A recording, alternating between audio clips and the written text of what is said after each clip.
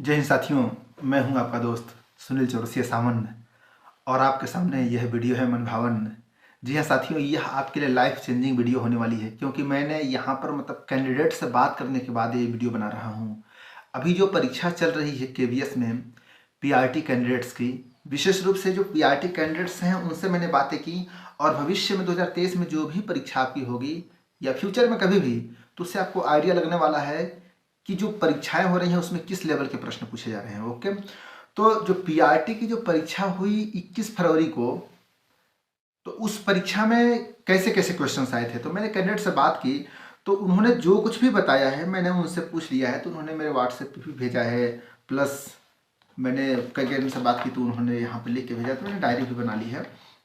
तो आइए हम एक एनालिसिस करते हैं और आइडिया लगाते हैं कि इस बार पीआरटी एग्जाम का कट ऑफ कहाँ तक जाने वाला है। और देखो, चूंकि ये रिटेन एग्जाम हो गया, रिटेन एग्जाम के बाद आपको पता है ना, सिलेक्शन के लिए प्रोसेस है, रिटेन एग्जाम क्वालिफाई करो, उसके बाद से आपके सामने एक इंटरव्यू है और डेमो क्लास है। ओके, देखो इंटरव्यू और डेमो क्लास के लिए कुछ बारीकियां होती हैं, जैसे कि आप मेरे प्लेलिस्ट में जाएंगे तो वहाँ पे मैंने डेमो क्लास इंटरव्यू करके प्लेलिस्ट बना दिया है। उसमें 2-3 वीडियो पब्लिक है, उसको आप देख लीजिएगा।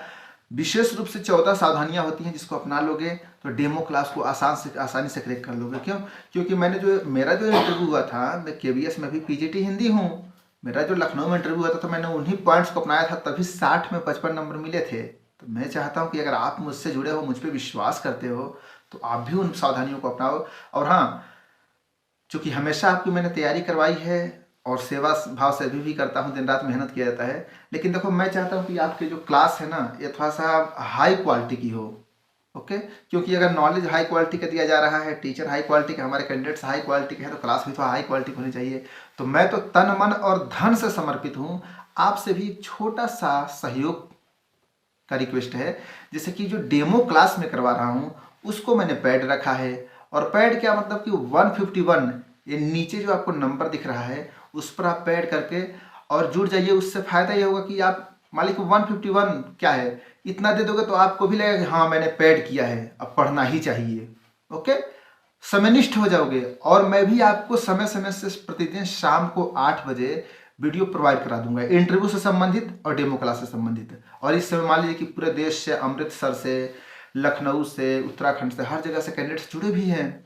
ओके, तो उनको प्रोवाइड कराया जाता है शाम को 8 को। तो मान लीजिए कि 2-3 दिन से वो चल रहा है, तो अगर आप मान लीजिए कि आज जुड़ रहे हो तो आपको पिछली वीडियो भी प्रोवाइड करा दी जाएगी।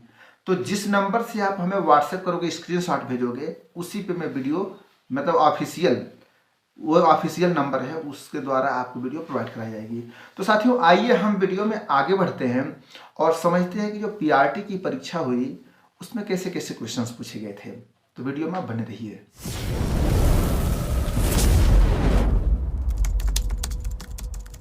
जी हाँ साथियों, मैंने कैंडिडेट से जब बात की जिन्होंने अभी हाल ही में परीक्षा दी है, तो उन्होंने हमें बताया कि संधि विच्छेद से प्रश्न पूछ रहा है।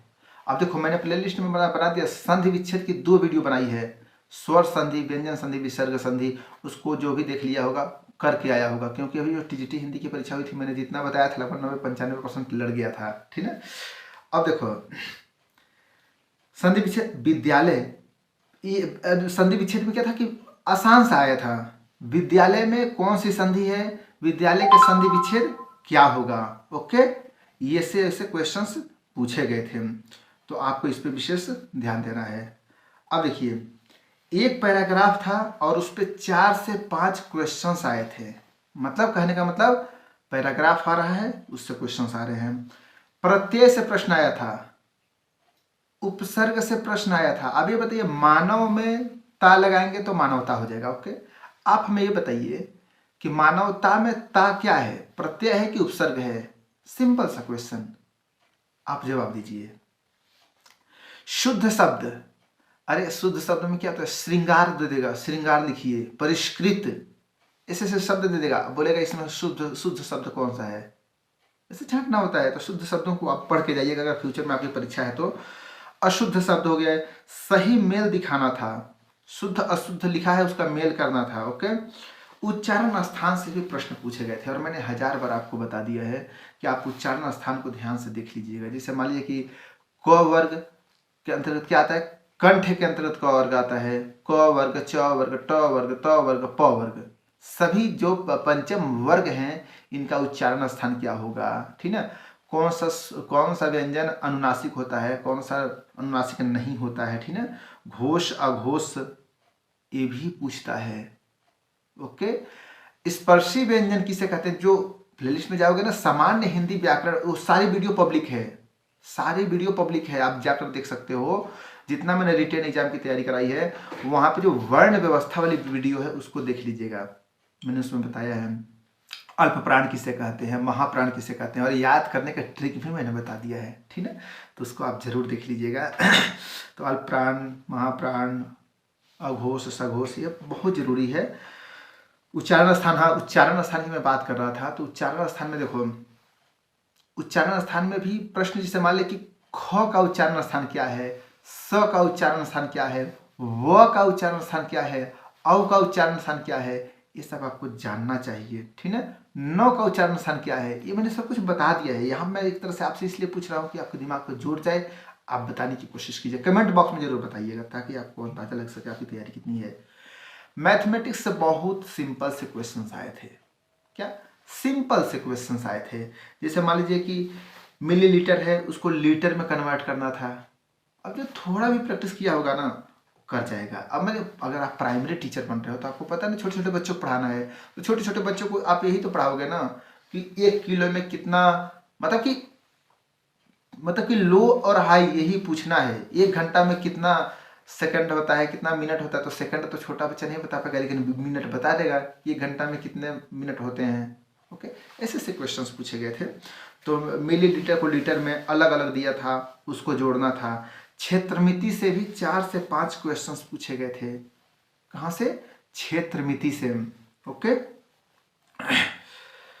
इंग्लिश से सिनोनिम और एंटोनिम ये सब क्वेश्चंस आए थे। एक पैराग्राफ दे दिया था और उसमें से भी क्वेश्चंस बना दिया था। हिंदी में भी पैराग्राफ दिया था, इंग्लिश में भी पैराग्राफ दिया था, ठीक ना।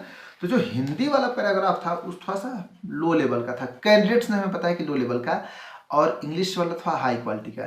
तो ये डिपेंड इस पर करता है क्योंकि हम तो हिंदी भाषी क्षेत्र के हैं तो हिंदी वैसे भी आसान लगती है, लेकिन इंग्लिश हमारे क्षेत्र में नहीं है, तो जो पढ़ा होगा उसके लिए तो इंग्लिश वाला पैरा भी आसान लगा होगा। अच्छा, आपने यदि परीक्षा दी है तो कमेंट बॉक्स में जरूर बताइए कि और कौन कौन से क्वेश्चंस आए थे, क्योंकि कैंडिडेट से मैंने जो बात की तो उसने टाइप करके मान लो भेज दिया है। ओके, टाइप करके भेज दिया है। इसने भी मेरा पेड कोर्स लिया है, ठीक है, जो डेमो क्लास की पेड कोर्स है उसको ले लिया है। तो उसने भेजा है, आपको क्या याद आ रहा है आप जरूर टाइप कीजिए। और अभी हम अंत में आपसे डिस्कस करेंगे एनालिसिस को लेके, सॉरी कट ऑफ को लेकर। ओके, तो ये टेंस से भी क्वेश्चंस आए थे। पैराग्राफ दे दिया था, उससे कई क्वेश्चंस 4-5 क्वेश्चंस बना दिया था। टेंस ये तो मैंने टीजीटी इंग्लिश एनालिसिस प्रदान किया, जियोग्राफी का एनालिसिस प्रदान किया, कई क्वेश्चन पेपर जो हुए थे आपकी परीक्षा हुई थी उसका मैंने एनालिसिस दिया था। मैंने कैंडिडेट से बातें की और सबने बताया कि टेंस से क्वेश्चंस आ रहे हैं, काल से, तो उसको आप पढ़ के जाइएगा अगर फ्यूचर में आपकी परीक्षा है तो। जैसे मान लीजिए he is going to Ramkola, तो इसका पास्ट टेंस क्या होगा, कन्वर्ट करना होता है, ऐसे पूछता है। एरर निकालना, कुछ शब्द होते हैं जिसमें कमियां होती हैं, कुछ सेंटेंस होते हैं उसमें कमियां होती हैं, उसमें से कमियों को निकालना, ऐसे क्वेश्चंस आए थे। जंबल सेंटेंस भी पूछे गए थे। तो साथियों इस वीडियो में हमने एक बार मैं आपसे और बता दूं कि क्या क्या पूछा था। जैसे देखो, प्रत्येक उपसर्ग के साथ साथ एनसीईआरटी, कुछ विशेष बातें जैसे एनसीईआरटी की किताबों को पढ़ना बहुत ही इंपॉर्टेंट है अगर आपकी परीक्षा है सामने तो। ओके, एनसीईआरटी से प्राइमरी लेवल की जो किताबें हैं, पीआईटी की जो परीक्षा हुई थी उसके लिए मैं बता रहा हूँ, प्राइमरी लेवल की जो किताबें हैं उनसे क्वेश्चंस आए थे। कक्षा 1, 2, 3, 4, 5, जैसे मान लो रिमझिम नामक एक पार्ट है उससे क्वेश्चन आ गया था। भेड़िया से संबंधित एक पार्ट है वहां से क्वेश्चन आया था, समझ गए कि नहीं। तो एनसीईआरटी से क्वेश्चन आ रहे हैं, ठीक। हिंदी में भी विलोम और मैंने बता ही दिया, पर्यायवाची भी पूछे गए थे। मैथ्स में बता दिया, प्रतिशत से क्वेश्चन आए थे, ठीक है। एक कैंडिडेट दूसरे कैंडिडेट ने बताया जिसको मैंने यहाँ लिखा है, तो प्रतिशत से क्वेश्चंस आए थे, यूनिट से आए थे, मात्रा, मीटर, लीटर, आसान ही क्वेश्चंस थे। ओके, NEP जो न्यू एजुकेशन पॉलिसी है 2020 का, उससे क्वेश्चंस आ रहे हैं, ठीक ना। तो जैसे कि 5+3+3+4 आ जाता है, किस समिति के आधार पर है, तो कस्तूरी रंगन समिति के आधार पे है, ठीक ना। NCF 2005 बहुत इंपॉर्टेंट है और यहाँ से भी क्वेश्चंस पूछे गए थे। ओके, छांटना था इसमें से। EVS से भी आसान ही प्रश्न आए थे, जैसे NCERT बुक से 3 से 4 क्वेश्चंस पूछे गए थे। पर्यावरण से, महिला, जैसे पर्यावरण से भी क्वेश्चंस आए थे। दिवस भी थोड़ा याद कर लीजिएगा, जैसे विश्व पर्यावरण दिवस कब मनाते हैं, पर्यावरण संरक्षण दिवस कब मनाते हैं, देखो दोनों अलग अलग होता है। ओके, अब देखो एक क्वेश्चन आया था कि एक महिला जो 3 मार्च से ड्यूटी कर रही है, ज्वाइनिंग कर रही है, तो अभी 2023 जनवरी तक उसकी कितने पीरियड हो गया, कितने ड्यूटी पीरियड हो गया, ऐसे क्वेश्चन आए थे सिंपल से।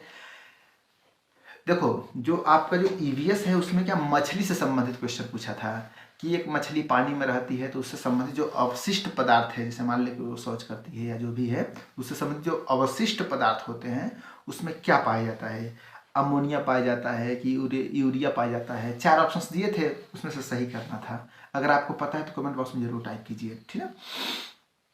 पैसेज दिए थे हिंदी इंग्लिश के, मैंने बता ही दिया है। तो साथियों इस तरह के क्वेश्चंस आए हुए थे, तो हमें पूर्ण विश्वास है कि आपका भी बहुत शानदार मतलब कि एग्जाम गया होगा और आपके मन में अब चल रहा होगा कि कट ऑफ क्या जाएगा। ओके, क्योंकि कट ऑफ से ही अंदाजा लगता है कि हमारा क्या रिजल्ट होने वाला है। तो देखियो मैंने कैंडिडेट से मैंने बातें की, तो कुछ ने कहा कि सर क्वेश्चन पेपर बहुत आसान था, कुछ ने कहा कि सर कठिन था, ठीक है। तो इससे थोड़ा अंदाजा ये नहीं लग पा रहा है कि कट ऑफ कितना जाएगा। आप हमें, चूंकि आप परीक्षा दे भी रहे हो और आपने तैयारी भी की है, चूंकि मैं तो PGT हिंदी हूँ, मैं तो बस आपसे बातें करता हूँ, आप हमें आइडिया दीजिए कमेंट बॉक्स में कि आपका कितना सही हो रहा है, जिससे अंदाजा लग सके कि कट ऑफ कितना जाने वाला है। ओके, तो साथियों बेस्ट ऑफ लक। आप अपना रिटेन एग्जाम को क्वालिफाई करने की उम्मीद है, आपने बढ़िया से दिया है। अब आप इंटरव्यू की तैयारी में लग जाइए, डेमो क्लास की तैयारी में लग जाइए, और हमसे अगर जुड़ना चाहते हैं, क्योंकि मैं आपको प्रतिदिन एक क्लास प्रोवाइड कराऊंगा, किसी दिन 2 वीडियो भी प्रदान कर दी जाएगी आपके व्हाट्सएप पे ग्रुप पे, जिससे आप स्क्रीनशॉट भेजेंगे। तो जो मैंने आपको नंबर दिया है नीचे, ओके, उस नंबर पे आप संपर्क करिए या फिर डायरेक्ट पेड कर दीजिए, क्योंकि फ़ोन करेंगे तो हमसे बात लगभग नहीं हो पाएगी, ऑफिस में ही फ़ोन उठेगा। तो खैर कोई बात नहीं, अगर अब आपके मन में कोई भी शंका समाधान है तो वहाँ से आपका मैसेज मेरे पास हो जाता है, तो आप बात भी कर सकते हैं। और आपका भविष्य उज्जवल हो। फिर मिलते हैं एक शानदार वीडियो के साथ। बेस्ट ऑफ लक, आपका भविष्य उज्जवल हो।